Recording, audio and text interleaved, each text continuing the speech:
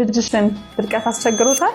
የሆድ ድርቀት በህፃናት ላይ የተለያዩ ምክንያቶች ሊኖሩት ይችላል። በአብዛኛው ግን ጎጂ ያልሆኑና ቀለል ያሉ ምክንያቶች ያመጡታል። ለምሳሌ የአመጋገብ ስርዓት አለመስተካከል፣ በቂ ውሃ አለማግኘት ሊሆን ይችላል። አልፎ አልፎ ግን ከአፈጣጠር ጋር የተያያዘ ችግር የሆድ ድርቀትን ሊያመጣ ይችላል። የሆድ ድርቀቱን ካመጣው ምክንያት የበለጠ ሳይታከም ወይም ሳይታገዝ መቆየቱ ህፃናቱ ካካ ለማለት እንዲፈሩና እንዲጨነቁ በማድረግ ችግሩን ሊያባብሰው ይችላል። ስለዚህ ከ2 ሳምንት በታች ባለ ጊዜ የሆድ ድርቀቱ ምክንያት ታውቆ መታገዝ ወይም መታከም ይኖርበታል። በቤታችን ውስጥ የሆድ ድርቀትን ለመከላከል ወይም ለማከም ማድረግ የምንችላቸው ነገሮች ምንድን ናቸው?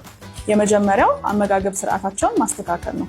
ይህም በፋይበር የበለጸጉ ምግቦችን ወደ ልጆቻችን የምግብ ዝርዝር ወይም ፕሮግራም ማስገባት ይኖርብናል። እነዚህም ፍራፍሬዎችን ለምሳሌ እንደ አፕል፣ ማንጎ፣ ስትሮቤሪ ያሉ ፍራፍሬዎችን መጠቀም እንችላለን። በቀን ውስጥ የሚጠቀሙትን የውሃ መጠን በመጨመር የሚጠቀሙትን የወተት መጠን ደግሞ በመቀነስ ልናግዛቸው እንችላለን።